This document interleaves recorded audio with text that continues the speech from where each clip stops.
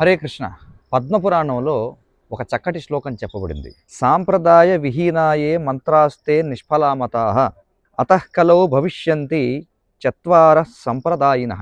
శ్రీ బ్రహ్మ రుద్ర సనక వైష్ణవ క్షితిపావనాః చత్వారస్తే కలౌ భావ్య హ్యుత్కలే పురుషోత్తమాత్. రామానుజం శ్రీ స్విచక్రే మధ్వాచార్యం చతుర్ముఖః. శ్రీ విష్ణుస్వామినం రుద్రో నింబాదిత్యం చతుస్సనాహ. దీని యొక్క అర్థం ఏమిటంటే, ప్రామాణికమైనటువంటి సాంప్రదాయంలో లేకుండా శిష్యులు స్వీకరించేటువంటి మంత్రాలు ఏవైతే ఉన్నాయో అవి ఫలహీనమైనవి, అంటే నిరుపయోగమైనవి. అందుచేత కలియుగంలో 4 ప్రామాణికమైనటువంటి సాంప్రదాయాలు ఉంటాయి.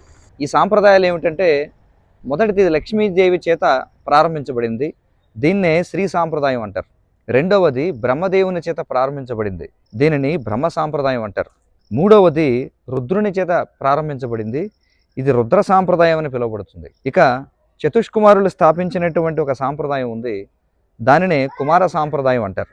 మరి ఈరోజు మనం పరమ పూజ్య భక్తి వికాస స్వామి వారి యొక్క వ్యాసపూజ మహోత్సవాన్ని జరుపుకుంటాం. వ్యాసపూజ అంటే ఈ 4 ప్రామాణిక సాంప్రదాయాల్లో పరంపరగా వస్తున్నటువంటి ఆధ్యాత్మిక గురువులు ఎవరైతే ఉన్నారో వారి యొక్క జన్మదినోత్సవం నాడు ఆ గురువుల యొక్క శిష్యులు ఆ గురువుని పూజించడం అనేది వైదిక శాస్త్రాల్లో ఉన్నటువంటి ఒక నియమం.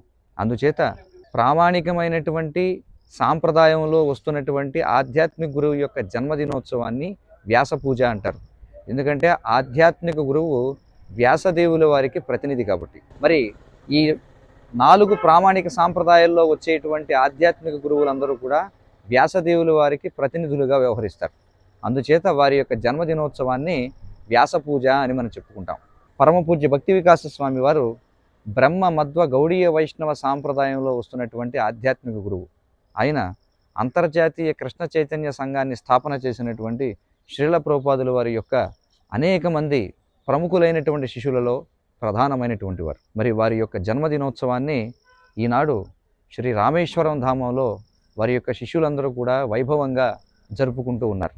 ఈ విధంగా జరపడం అనేది మన యొక్క వైదిక సాంప్రదాయం. కానీ దురదృష్టవశాత్తు సాయిబాబా లాంటి సనాతన ధర్మానికి ఏ విధంగా సంబంధం లేనటువంటి ముస్లిం ఫకీర్ల వ్యాస పూర్ణిమగా జరుపుకుంటుంది. సాయిబాబా భగవంతుడు కాదు, సాయిబాబా ప్రామాణికమైనటువంటి గురువు కాదు. ఒక వ్యక్తి గురువుగా గుర్తింపబడాలంటే అతడికి ఒక ప్రామాణికమైనటువంటి గురువు ఉండాలి. కానీ సాయిబాబాకు ప్రామాణికమైనటువంటి గురువు లేడు, అతను ప్రామాణికమైనటువంటి శిక్షణ కూడా ఎక్కడ కూడా ఇవ్వలేదు.